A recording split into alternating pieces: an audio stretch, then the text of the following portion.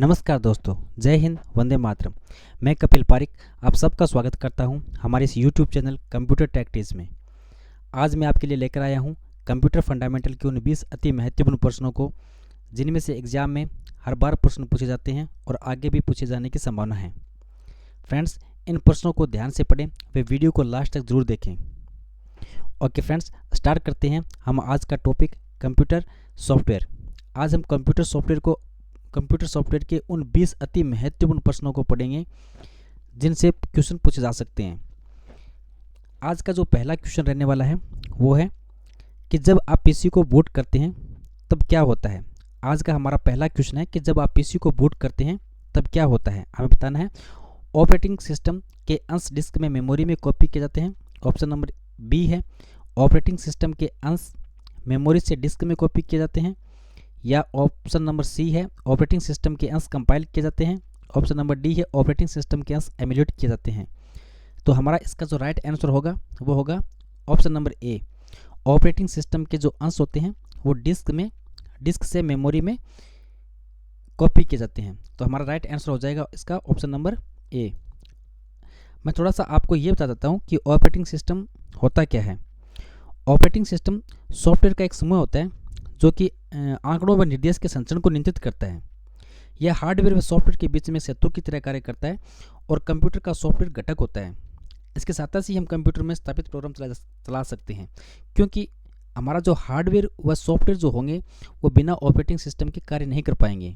इसके लिए operating system जो है कंप्यूटर में इंस्टॉल होना बहुत ज़्यादा ज़रूरी होता है। ओके फ्रेंड्स, तो इसका राइट आंसर हो जाएगा ऑप्शन नंबर ए। अगला क्वेश्चन देखते हैं।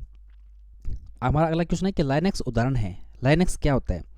शेयर बाजार का ऑप्शन नंबर ए है। ऑप्शन नंबर बी है ओपन सोर्स सॉफ्टवेयर का होता है, या ऑप्शन नंबर सी है यूटिलिटी सॉफ्टवेयर का होता है, या ऑप्शन नंबर डी है सर्च इंजन का होता है। लाइनक्स के बारे में बताना है कि लाइनक्स क्या होता है।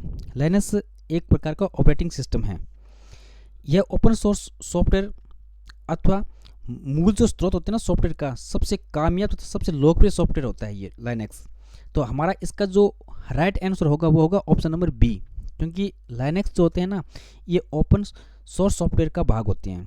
ठीक है, तो इसका राइट आंसर हो जाएगा ऑप्शन नंबर बी। अगला क्वेश्चन देखते हैं कि रिक्त स्थान तब होता है जब ऑपरेटिंग सिस्टम रैम में लोडेड होता है। ऑप्शन नंबर ए है कॉपिंग, ऑप्शन नंबर बी है device driving, option number C है बूटिंग इसका राइट आंसर होगा।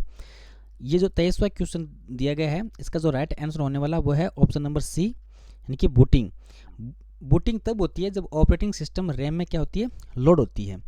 बिना लोड के बूटिंग कोई काम नहीं करेगी। और बूटिंग होता क्या है कि कंप्यूटर की जो मेन मेमोरी होती है ना, रैंडम एक्सेस मेमोरी, उसमें ऑपरेटिंग सिस्टम को लोड करने के लिए कंप्यूटर की क्रिया को ही हम बूटिंग कहते हैं।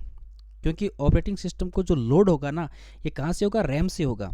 तो इस रैम से जो कंप्यूटर जो ऑपरेटिंग सिस्टम लोड होता है उस प्रक्रिया को हम क्या कहते हैं, बूटिंग कहते हैं। तो फ्रेंड्स इसका थोड़ा सा ध्यान रखें कि बूटिंग क्या होती है। ये क्वेश्चन कई बार पूछ लिया गया है। अगला क्वेश्चन कि माइक्रोसॉफ्ट विंडोज़ में दो प्रमुख फाइल सिस्टम क्या हैं। हमें बताना है कि माइक्रोसॉफ्ट विंडोज़ होती है उसमें दो प्रमुख फाइल सिस्टम क्या होती है। एक होती है FAT32 और NTFS। ऑप्शन नंबर बी है HFS और UFS। ऑप्शन नंबर सी है XFS और EXT3, और ऑप्शन नंबर डी है UDF और ZFS। तो इसका जो राइट आंसर होगा वो होगा option number A, FAT32 and NTFS। ये इसका राइट आंसर होगा, क्योंकि पहले क्या था कि ये FAT32 है और ये एक कंप्यूटर को ऑपरेटिंग सिस्टम में उपयोग किया जाता था। इसका ये एक फाइल सिस्टम था, पहले इसका यूज़ ज़्यादा किया जाता था FAT32 का। अब इसकी जगह जो यूज़ किया जाता है वो किया जाता है NTFS। NTFS ने पूरी तरह से FAT जो है FAT32 इसकी जगह ले ली है। तो आजकल जो वर्तमान में यूज़ किया जाता है वो किया जाता है NTFS। तो इसका राइट आंसर क्या होगा, ऑप्शन नंबर ए हमारा राइट आंसर होगा। अगला क्वेश्चन है कि निम्नलिखित में से MS वर्ड के बारे में क्या सत्य है। हमें बताना है कि ऑप्शन में से MS वर्ड के बारे में जो राइट आंसर होगा वो कौन सा होगा।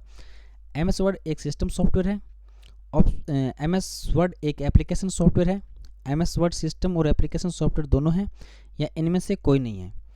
तो इसका जो राइट आंसर होगा वो होगा ऑप्शन नंबर बी, क्योंकि MS वर्ड क्या है, एक एप्लीकेशन सॉफ्टवेयर है, ये सिस्टम सॉफ्टवेयर नहीं है और न ही ये दोनों हैं। तो एप्लीकेशन सॉफ्टवेयर इसका राइट आंसर होगा। अगला क्वेश्चन, हमें बताना है कि निम्नलिखित में से कौन सा एक ऑपरेटिंग सिस्टम है। ऑपरेटिंग सिस्टम के बारे में बताना है कि इनमें से कौन सा ऑपरेटिंग सिस्टम है। जावा, ऑप्शन नंबर बी है यूनिक्स, सी नंबर ऑप्शन है सी प्लस प्लस और डी नंबर है पाइथन। तो इसका जो राइट आंसर जो होने वाला है वो क्या होगा, यूनिक्स होगा, क्योंकि लाइनक्स यूनिक्स ये क्या है, ऑपरेटिंग सिस्टम का भाग है। तो जावा, सी प्लस प्लस, पाइथन ये सब क्या है, कंप्यूटर की लैंग्वेज है। ओके फ्रेंड्स, आगे चलते हैं। नेक्स्ट क्वेश्चन है कि निम्नलिखित में कौन सा हार्डवेयर या सॉफ्टवेयर नहीं है। आपको बताना है कि निम्न में से हार्डवेयर और सॉफ्टवेयर कौन सा नहीं है। Printer driver, option number B Excel, option number C है सीपीयू और ऑप्शन नंबर डी है ऑपरेटिंग सिस्टम। ऑपरेटिंग सिस्टम इनमें से कोई भी हार्डवेयर या सॉफ्टवेयर नहीं है। सॉरी फ्रेंड्स, सीपीयू जो होगा वो इसका राइट आंसर होगा कि सीपीयू जो है, इसने पूछा कि निम्नलिखित में से कौन सा हार्डवेयर और सॉफ्टवेयर दोनों नहीं है, ये बताना है। सॉरी, इसका राइट आंसर सीपीयू ही होगा, क्योंकि प्रिंटर ड्राइवर जो होता है ना, प्रिंटर का जो ड्राइवर होता है मेन, वो क्या होगा, सॉफ्टवेयर का भाग हो गया। एक्सेल है, ये भी एप्लीकेशन सॉफ्टवेयर है। ऑपरेटिंग सिस्टम है, ये भी एक सिस्टम सॉफ्टवेयर है। तो सीपीयू जो है ना, सीपीयू सेंट्रल प्रोसेसिंग यूनिट, जो सीपीयू होगा वो न तो हार्डवेयर होता है ना सॉफ्टवेयर होता है। ठीक है, ये कंप्यूटर का राइट आंसर जो होगा इसका वो होगा ऑप्शन नंबर सी। अगला क्वेश्चन देखते हैं कि ऑपरेटिंग सिस्टम और यूटिलिटी प्रोग्राम सॉफ्टवेयर के उस वर्ग के हैं जिन्हें कहा जाता है। तो इसका आपको बताना है कि रिक्त स्थान में क्या आएगा। ऑपरेटिंग सिस्टम और यूटिलिटी प्रोग्राम सॉफ्टवेयर जो होते हैं उस वर्ग के हैं जिन्हें कहा जाता है एप्लीकेशन सॉफ्टवेयर, बी नंबर है सिस्टम सॉफ्टवेयर, या फिर बायो सॉफ्टवेयर, या सॉफ्टवेयर स्वीट्स हैं। इसका राइट आंसर आपको बताना है। राइट आंसर होने वाला है सिस्टम सॉफ्टवेयर। ऑपरेटिंग सिस्टम और जो यूटिलिटी प्रोग्राम होते हैं ना, वो सिस्टम सॉफ्टवेयर होते हैं। तो इसका राइट आंसर हो जाएगा ऑप्शन नंबर बी। अगला क्वेश्चन देखते हैं कि जब एक कंप्यूटर में 2 प्रोसेसर लगाए जाते हैं तो उसे क्या कहते हैं। एक कंप्यूटर में 2 प्रोसेसर एक साथ लगाए जाएंगे तो उसे क्या कहेंगे, आपको बताना है। डबल प्रोसेसिंग कहेंगे, पैरेलल प्रोसेसिंग कहेंगे, सीक्वेंशियल प्रोसेसिंग कहेंगे, सीपीयू डुप्लीकेट प्रोसेसिंग कहेंगे। क्या कहेंगे, जब दो प्रोसेसर एक साथ एक कंप्यूटर में लगाए जाते हैं तो उसे क्या कहते हैं, पैरेलल प्रोसेसिंग कहते हैं। राइट आंसर क्या होगा, ऑप्शन नंबर बी इसका राइट आंसर होगा, पैरेलल प्रोसेसिंग। पैरेलल प्रोसेसिंग क्या होती है, जिसमें एक ही कंप्यूटर में 2 प्रोसेसर एक साथ लगाए जाते हैं, उसे कहते हैं। ओके, अगला क्वेश्चन देखते हैं कि प्रिंटर, कीबोर्ड और मॉडेम जैसी बाहरी डिवाइसेसों को क्या कहा जाता है। हमें बताना है कि प्रिंटर, कीबोर्ड और मॉडेम जैसी बाहरी डिवाइसें होती हैं उन्हें क्या कहते हैं।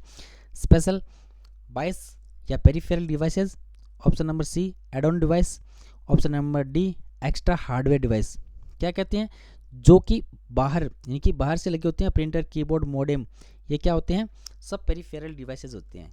जितने भी पार्ट्स जो कंप्यूटर के बाहर लगे होते हैं वो सब क्या कहलाते हैं, पेरिफेरल डिवाइसेस कहलाते हैं। अगला क्वेश्चन है कि प्रिंटर, कीबोर्ड और मॉडेम जैसे बाहरी डिवाइसों को क्या कहा जाता है। हार्डवेयर, सॉफ्टवेयर, स्टोरेज या फिर बूटिंग। हार्डवेयर कहते हैं इन सबको, क्या कहते हैं, हार्डवेयर। प्रिंटर, कीबोर्ड, मॉडेम ये सब क्या कहते हैं, इनको हार्डवेयर कहते हैं। अगला क्वेश्चन, जिससे कंप्यूटर एक से अधिक टास्क परफॉर्म करते हैं उस सेट ऑफ इंस्ट्रक्शन के लिए निम्नलिखित में से कौन सा पद उपयुक्त होगा। Hardware, option number B software, option number C है फर्मवेयर और ऑप्शन नंबर डी है इनमें से कोई नहीं। तो इसका जो राइट आंसर होगा वो क्या होगा, सॉफ्टवेयर होगा, क्योंकि सॉफ्टवेयर क्या होते हैं, ये होते हैं कि इंस्ट्रक्शन का सेट होते हैं। ठीक है, इंस्ट्रक्शन का जो सेट होते हैं वो क्या कहलाते हैं, सॉफ्टवेयर कहलाते हैं। तो इसका राइट आंसर होगा सॉफ्टवेयर। अगला क्वेश्चन है, सॉफ्टवेयर के सिस्टम में क्या होते हैं। पेरिफेरल होते हैं, प्रोग्राम या इंस्ट्रक्शन होते हैं, हार्डवेयर होते हैं या फिर आइकन होते हैं। इसमें क्या होगा, ऑप्शन नंबर बी इसका राइट आंसर होगा, प्रोग्राम या इंस्ट्रक्शन होते हैं सॉफ्टवेयर। मैंने आपको थोड़ी देर पहले ही बताया था कि सॉफ्टवेयर क्या होते हैं, प्रोग्राम और इंस्ट्रक्शन का क्या होते हैं, एक समूह होते हैं। अगला क्वेश्चन देखते हैं कि निम्नलिखित में से कौन सा एक समय में एक कथन को कन्वर्ट और एग्जीक्यूट कर सकता है। कन्वर्टर, कंपाइलर, इंटरप्रेटर और इंस्ट्रक्टर। इनमें से आपको बताना है कि राइट आंसर क्या होगा, कि निम्नलिखित में से कौन सा एक समय में एक कथन को कन्वर्ट और एग्जीक्यूट कर सकता है, आपको ये बताना है। तो इसका जो राइट आंसर होगा वो होगा option number C interpreter. Interpreter क्या होता है, इंटरप्रेटर एक प्रकार का ट्रांसलेटर प्रोग्राम होता है। इसका उपयोग उच्च स्तरीय जो लैंग्वेज होती है ना उसको लिखने में, उच्च स्तरीय जो भाषा होती है उसमें लिखे गए प्रोग्राम को मशीनी भाषा में परिवर्तित कर देता है। ये इंटरप्रेटर का क्या काम होता है कि जो हाई लेवल लैंग्वेजेस होती है ना उनको क्या करता है, प्रोग्राम को मशीन भाषा में कन्वर्ट कर देगा। ठीक है, कंपाइलर व इंटरप्रेटर में के अंतर बस यही है कि कंपाइलर पूरे सोर्स प्रोग्राम को एक साथ मशीनी भाषा में परिवर्तित करता है, जबकि इंटरप्रेटर जो होता है ना ये उच्च स्तरीय भाषा में लिखे गए प्रोग्राम को एक स्टेटमेंट के रूप में परिवर्तित करता है। ये थोड़ा सा ध्यान रखना कि कंपाइलर और इंटरप्रेटर में डिफरेंस होता है। ओके फ्रेंड्स, आगे चलते हैं अगले क्वेश्चन की ओर कि निम्नलिखित में से कौन सा हार्डवेयर का उदाहरण नहीं है। आपको बताना है कि निम्नलिखित में से कौन सा है जो हार्डवेयर का उदाहरण नहीं है। माउस है, प्रिंटर है, मॉनिटर है या फिर ऑपरेटिंग सिस्टम है। राइट आंसर क्या हो जाएगा? ऑपरेटिंग सिस्टम हो जाएगा। ऑपरेटिंग सिस्टम हार्डवेयर का उदाहरण नहीं है, बाकी सभी क्या है? हार्डवेयर हैं। अगला क्वेश्चन देखते हैं कि स्टोरेज की थोड़ी सी जगह में बहुत सी फाइलों को स्टोर करने के लिए निम्नलिखित में से किसका प्रयोग किया जाता है? फाइल एडजस्टमेंट का, फाइल कंप्रेस का, फाइल कंपेटिबिलिटी का या फाइल रीडिंग का। इसका राइट आंसर हो जाएगा फाइल कंप्रेशन का। फाइल कंप्रेशन में क्या करते हैं कि बहुत सारी फाइलों को एक साथ में क्या कर लेते हैं, हम कंप्रेस कर लेते हैं। ओके फ्रेंड्स, आगे चलते हैं नेक्स्ट क्वेश्चन की तरफ। मल्टीपल प्रोसेसर द्वारा दो या दो से अधिक प्रोग्रामों का साथ साथ प्रोसेसिंग करने की प्रक्रिया को क्या कहते हैं? Multi programming, multitasking, multi processing या फिर टाइम शेयरिंग। मल्टीपल प्रोसेसर द्वारा दो या दो से अधिक प्रोग्रामों का साथ साथ प्रोसेसिंग करने की प्रक्रिया क्या कहलाती है? मल्टी प्रोसेसिंग कहलाती है।